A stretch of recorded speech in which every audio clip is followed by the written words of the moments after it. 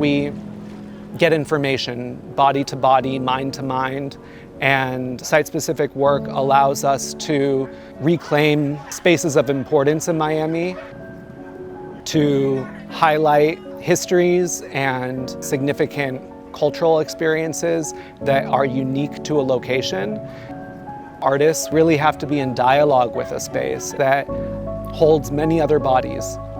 And in the chorus of all those bodies, what reads the most is the honesty of wanting to reconcile a body in a place.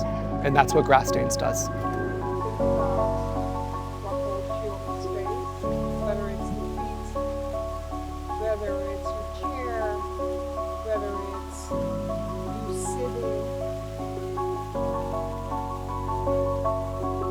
As a person who's not a dancer or performer, I guess I'm most excited about process and how, like, going through these workshops together, I can use the framework or the tools of y'all's discipline to kind of inform how I make work.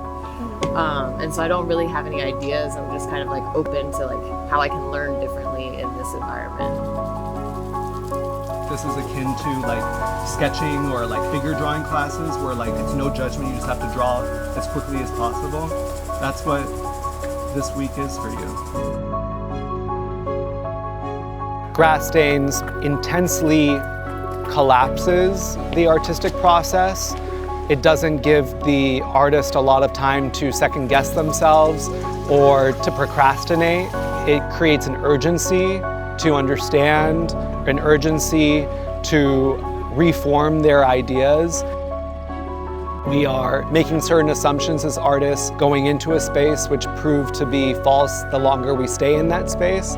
That's also why it's important to bring in a mentor, and that this starts you asking questions that maybe you hadn't originally thought to ask, and that during this week you get what you need.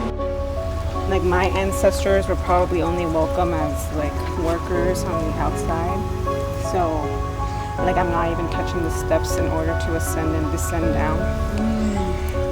And then I wanted to make my way through to that little area over here. Because it has a sense of regalness. Right. And I want to kind of like moving onwards from that history, like I deserve the regalness of this shade of this like structure. This is really an initiative that honors the professional labor of an artist, not only the performance itself, but also the time they take in order to deepen their practice. But is that because you think you should, or is that you want to?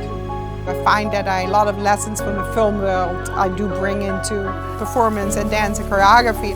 It's very helpful to know where you're coming from, where you're going. You should all be kind of experts in your specific site. You spend the most time there. That has to be like a space that you really know. How many steps are there? How many different paths can you take? So spend time today really like cataloging that for yourself so you know what all your options are, and then you can start to like play games with it. Try to get on it. Play with that it's forbidden. Yeah, it's forbidden. Like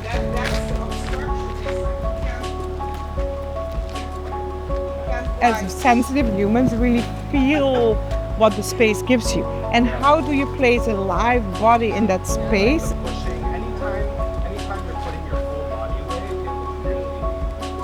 weight, To make the space come alive by the presence of a dance artist or another artist who's really responding to the space.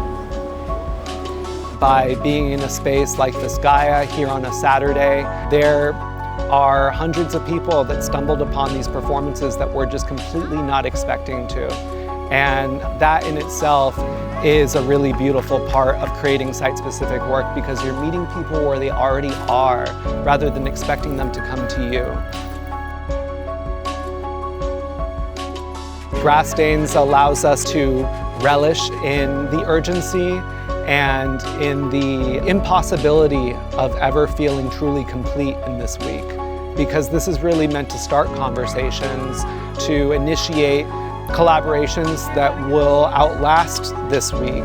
It really is about the artistic development of the folks that are part of this project.